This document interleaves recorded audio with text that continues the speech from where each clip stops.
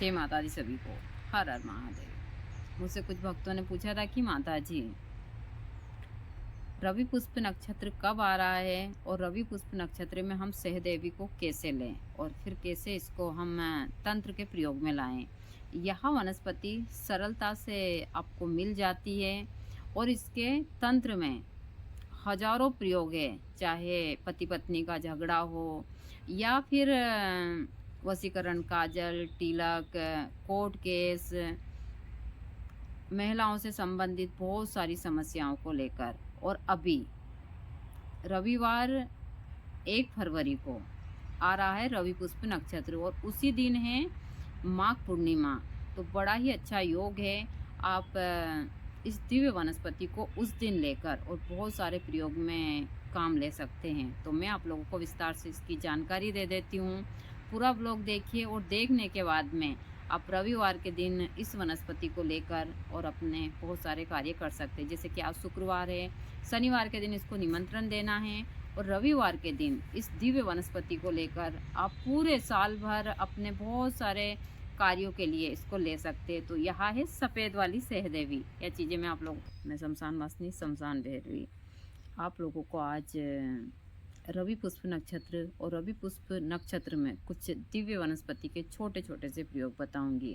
जैसे कि किसी महिला को संतान नहीं हो रही है या फिर संतान होने में जो दिक्कत आती है या फिर शल्य चिकित्सा ऑपरेशन वगैरह की आवश्यकता पड़ती है, ऐसी वनस्पतियां हैं बहुत सारी जिनका प्रयोग कर कर आप आसानी से बच्चे को जन्म दे सकती हैं। इसी बहुत सारी तंत्र में दिव्य वनस्पतियां हैं जिनको अच्छे योग अच्छे नक्षत्र में लेते हैं तो ये काफ़ी प्रभाव दिखाती है। जैसे अपामार्ग हुआ या फिर नीली अपराजिता हुई, लाल चिरमुखी जड़ हुई, सहदेवी हुई। इन दिव्य वनस्पतियों को यदि आप रवि पुष्प, गुरु पुष्प नक्षत्र, भरणी नक्षत्र में लेते हैं तो यहाँ सभी वनस्पतियाँ अपने क्षेत्र में काफ़ी चमत्कारी प्रभाव दिखाती है। तो आज मैं आप लोगों को तंत्र में दिव्य वनस्पति जो आपको सरलता से सुलभ ही वहाँ प्राप्त हो जाती है, उसका नाम है सहदेवी। सहदेवी वनस्पति आपको तंत्र में हजारों प्रयोगों में मिल जाती है और कार्य में भी काम आती है। अभी रविवार के दिन यानी कि 1 फरवरी को पुष्प नक्षत्र है और योग इतना बड़ा है क्योंकि पुष्प नक्षत्र रविवार के दिन है, उसी दिन है पूर्णिमा। तो यहाँ डबल आपको जैसे कहते हैं ना डबल इंजन वाली गाड़ी, इस प्रकार की चीज़ें हो जाती हैं कि एक तो माघ की पूर्णिमा, पुष्प नक्षत्र और रविवार का दिन।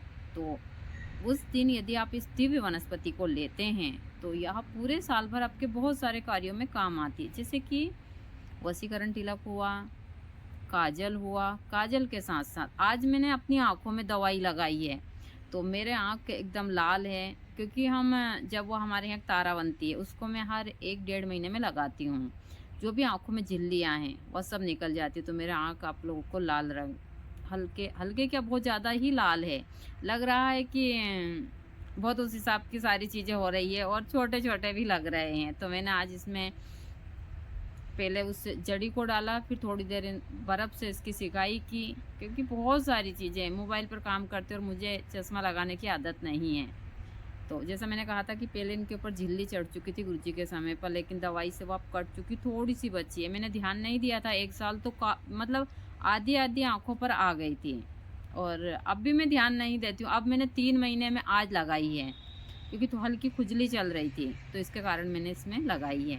तो जब गुरुजी दवाई लगाते थे और यदि वीडियो डाल देते तो लोग कहते थे कि अरे या तो गजेड़ी है, शराबी है, मतलब बहुत सारी चीज़ें हैं।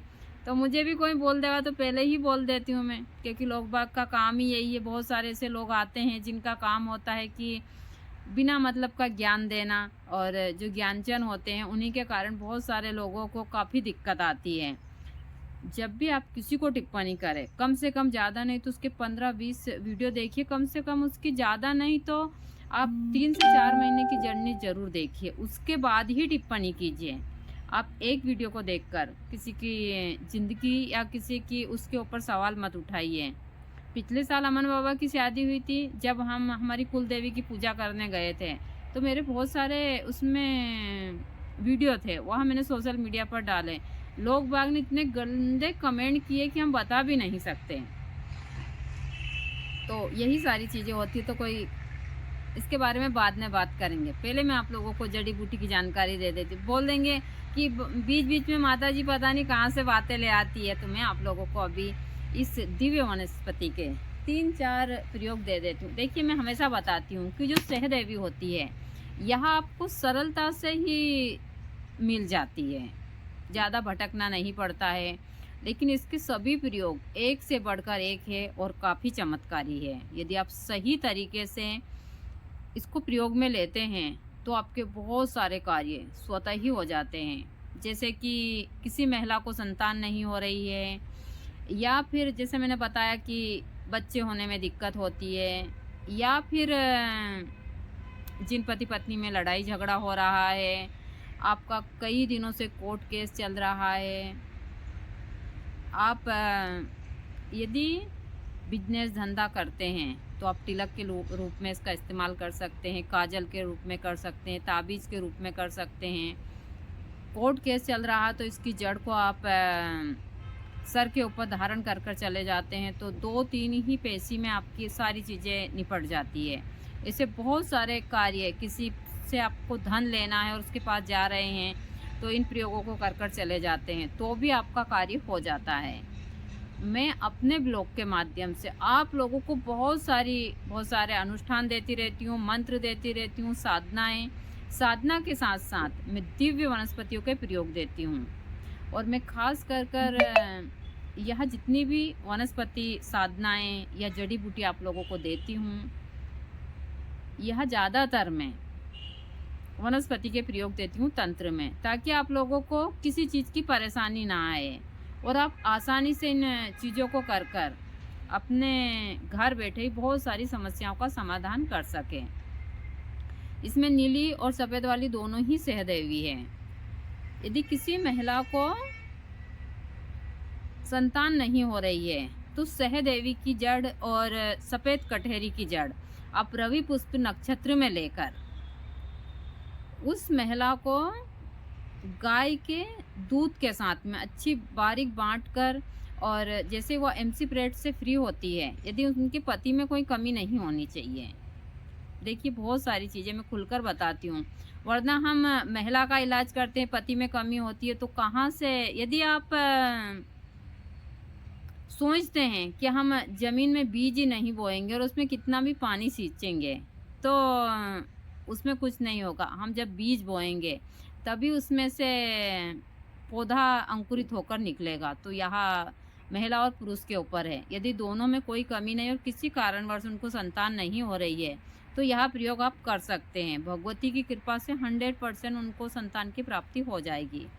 तो रवि पुष्प में ली गई सहदेवी की जड़, सहदेवी के साथ साथ आप सफ़ेद कटहरी की जड़, जिसका भी मैंने ब्लॉग डाला, अभी भी मैं आगे डाल दूंगी। तो रवि पुष्प नक्षत्र में आप सहदेवी और कटहरी की जड़ को एक दिन पहले निमंत्रण दीजिए। जैसे शनिवार के दिन, अभी 1 तारीख के दिन, रविवार के दिन, जैसे कि पुष्प नक्षत्र है तो आप रविवार के दिन, शनिवार के दिन इस वनस्पति को निमंत्रण दीजिए, रविवार के दिन प्रातः इसको लेकर आइए। आप निमंत्रण देते समय वही विधि है भाई, एक जल का लोटा लीजिए, उसमें साफ़ सुथरा जल भरिए, थोड़ा सा कुमकुम, चावल, फूल, एक सिक्का और सुपारी, यह सारी चीज़ें डालकर आप ले जाइए। वहाँ जाकर आप पौधे में शाम के समय गोधूली बेला में उस जल को पौधे में डालिए और इन दोनों पौधों को प्रणाम कीजिए, सहदेवी और कटहरी के। फिर आप रविवार के दिन प्रातः जल्दी उठकर स्नान कर कर इन पौधों के पास जाइए, वहाँ से इन जड़ी को लेकर आइए, दोनों को ही लाकर घर लाकर साफ पानी से धोकर इनको धूप दीप कर कर आप किसी भी शिव मंदिर में जाकर, और ज़्यादा नहीं तो 1100 बार ओम नमः शिवाय के मंत्र से अभिमंत्रित कर कर आप इसको रख लीजिए। जिस महिला को बच्चे नहीं हो रहे हैं उस महिला को आप दोनों की जड़ 3-3 इंच का टुकड़ा अच्छा बारीक पीसकर और गाय के दूध के साथ में, जब वह एमसी पीरियड के दूसरे दिन उसको वह खाने के लिए दीजिए, वह दूध पीने के लिए दीजिए। अभी मैं थोड़ा डिस्टर्ब हो रही हूँ क्योंकि लोग बाग गाड़ियों से आ जा रहे हैं, बहुत सारी चीज़ें हैं, तो इसलिए मैं थोड़ी डिस्टर्ब हो रही हूँ इसमें। क्योंकि यहाँ जो ओले गिरे थे तो नुकसान तो नहीं हुआ, लेकिन मुआवजा तो किसान लेगा, क्योंकि किसान बड़ा बेईमान भी होता है, ऐसा भी नहीं है। और चाहे वो नहीं हुआ लेकिन मुआवजा ज़रूर ले लेगा, क्योंकि सभी को देगा तो कुछ लोगों का हुआ कुछ का नहीं हुआ, तो मुआवजा ज़रूर लेगा। तो वही पटवारी वगैरह सब आ रहे हैं, खेतों को देख रहे हैं, तो थोड़ी डिस्टर्ब होते हैं। तो आप लोग जब महिला एमसी परेड के दूसरे दिन से सुबह प्रातः जल्दी उसको खाली पेट 3-3 इंच का दोनों का इसका टुकड़ा अच्छे से बारीक पीस कर और आप गाय के दूध में मिलाकर उसको पीने के लिए दीजिए, और कंटिन्यू 7 दिन तक दीजिए, और इससे भी ज़्यादा दे दे तो ज़्यादा अच्छा है, 7 दिन 11 दिन। फिर हर महीने ऐसा कीजिए, 3 से 4 महीने कंटिन्यू आपने दिया तो उस महिला को संतान की प्राप्ति जरूर हो जाएगी। दूसरा, जिस महिला को बच्चे बच्ची होने में काफ़ी दिक्कत आ रही है, वह पीड़ा से तड़प रही है और बच्चा नहीं हो रहा है, तो आप सहदेवी का, रवि पुष्प में ली गई सहदेवी का अभिमंत्रित का टुकड़ा लाल धागे की सहायता से उसकी कमर में बांध दीजिए। यदि आप इस प्रकार से इसका उपयोग करते हैं तो भगवती की कृपा से 15 से 20 मिनट के अंदर वह संतान को जन्म दे देगी, बिना चिकित्सा के, शल्य चिकित्सा के, यानी कि ऑपरेशन वगैरह के। आयुर्वेद में उसको शल्य चिकित्सा बोलते हैं। तो आप लोग इन दिव्य वनस्पतियों का प्रयोग कर सकते हैं। इसके मैंने अंदर वीडियो में तिलक की जानकारी दी है, इसके बहुत सारे भूत प्रेत बाधा सभी के लिए मैंने दी है। देखिए, मेरा काम है इन चीज़ों की जानकारी देना। यदि आप सही तरीके से और इसके कई मंत्र, ऐसा नहीं, बहुत सारे मंत्र हैं, और सभी मंत्र मैंने उसी हिसाब से दिए हैं आप लोगों को।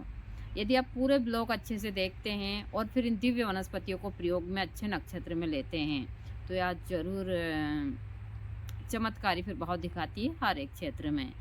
तो यही, इसके और भी बहुत सारे प्रयोग हैं जो आगे भी दूंगी, लेकिन आप रविवार के दिन इस वनस्पति को ज़रूर लीजिए।